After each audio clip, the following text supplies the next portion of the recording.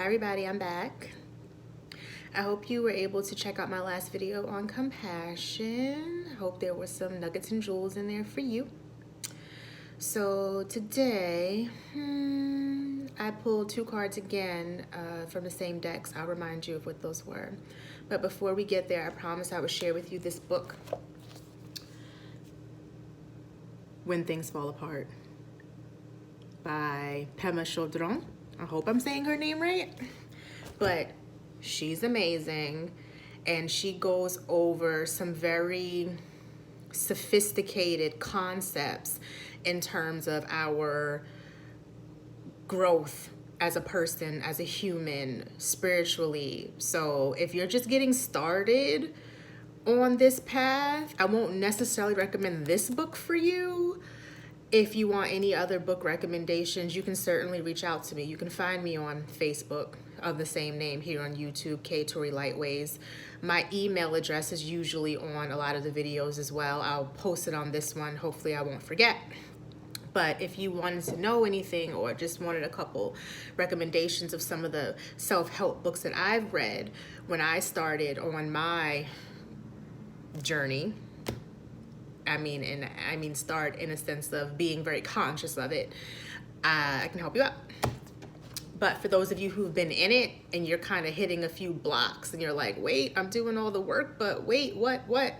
This book is a really good one. So that's When Things Fall Apart. Okay. Also, if you aren't following my page on Facebook, and you want to keep up with the challenges that I'm doing, you should just check out my page, because that's where the challenge cards are going to be every day. And I'll get to the challenge card in just a sec. So again, just like the last time, I've been feeling very connected to this idea of healing, and healing very intentionally. So I'm working with the healing deck still for you all. For those of you who've missed it, it's the Whispers of Healing. It's one of my favorites. And today the card that I picked was Alternative. And really, if you look at one of my other videos more recently, I think I pulled this card. And pulling Alternative again, to me, what that's saying is that a lot of us might not be feeling too great. And you know, it's funny because this came up on my Facebook page yesterday, or maybe the day before. I was just basically saying how I hear, like, on a daily basis, someone tell me how they're having body aches, they cannot sleep at night, they're having poor sleep at night, things like headaches, tension, stress, anxiety, and it's always, you know, I tell them the same thing. You should yoga or meditate, take some time for yourself, get into nature. And I repeat these things over and over. And I probably sound like a broken record to everyone who knows me, but I'm only telling them this because it works for me. And I'm really interested in expanding my knowledge of holistic medicine because I want to be able to help my family. You know, I have a daughter and she's going through a lot of things right now, and I want her to grow to be able to handle them holistically. So that's why I am pushing myself to do as much as I can holistically, so I can figure out the best avenues to take in supporting her, but also supporting those around me. And so a few things I want you to ask yourself. If you're feeling crummy and you don't know why, okay, are you getting enough sleep? And if you are having trouble falling asleep, what are you doing before you go to sleep? Are you looking at a mobile device? Are you looking at TV before you go to sleep? What is your nighttime routine?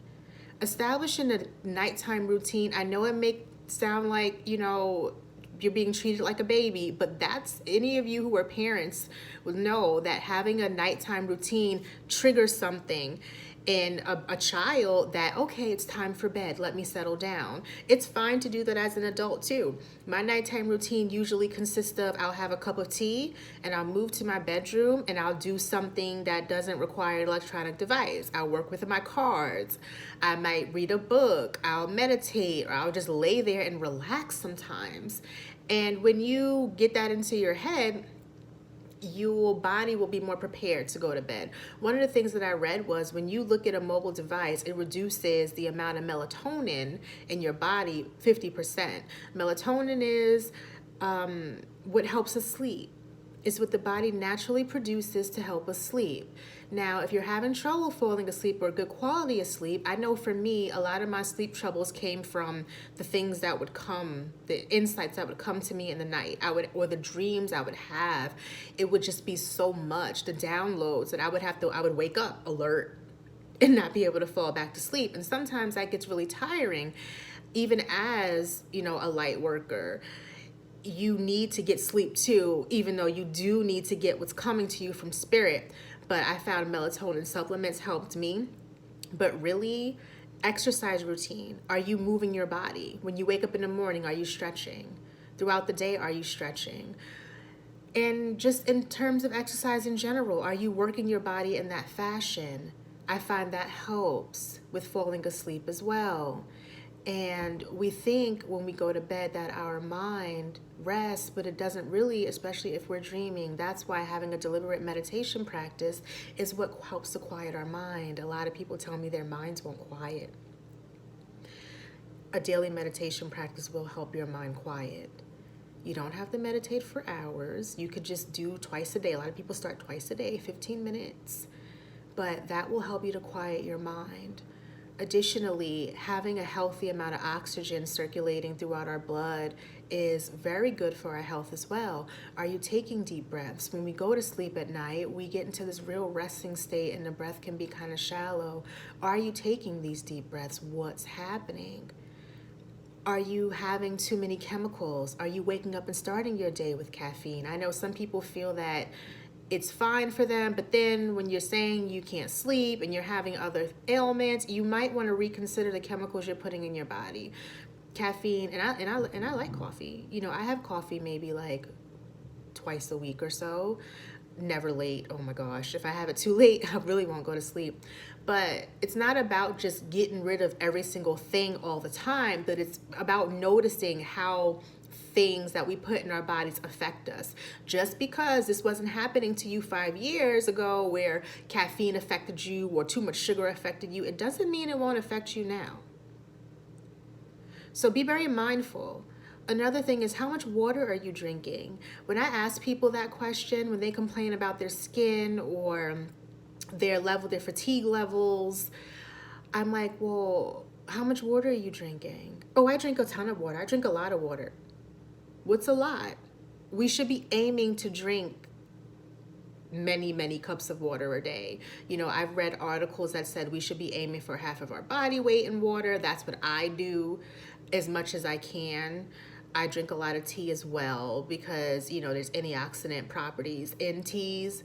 But track your water. There are apps for tracking water, and you notice a difference when you drink enough water. You'll see it, you'll feel it.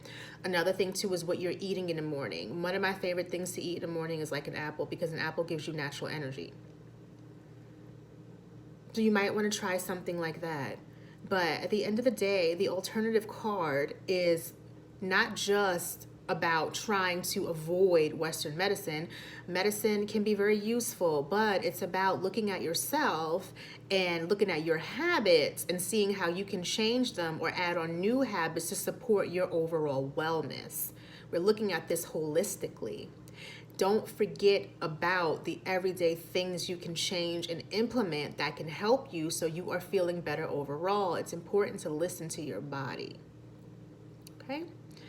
And as you know, I'm doing this challenge, Nourish Your Soul. And this is from Dr. Adjoa Aku, clinical psychologist. And she put together these cards with these little challenges we can do on a daily basis. So that's what I meant when I said you can hit my Facebook page to see every single day, because I won't be going over all of the cards via video. I will be going through all of them on my Facebook for sure, and only on the days when I'll do a video, I'll share the card for the day. And the card for the day that came up, funny enough, trending, breathe deep. Basically, this card says, if you're driving, you hit a red light, take deep breaths. If you're walking, you hit a curb, stop sign, red light, take deep breaths. Breathe. Just breathe. And you can take it further. Somebody gets under your skin, take a deep breaths. You get hit with extra work, take the deep breaths. Inconvenience, deep breath. And just see how this supports you. Also, taking deep breaths puts us in the present moment. So if our mind is wandering, you can come back and center yourself by taking these breaths. Okay? So thank you. That's what I have for today. And everything was just kind of straightforward. Thank you for watching my video, and I will talk to you all soon. Namaste.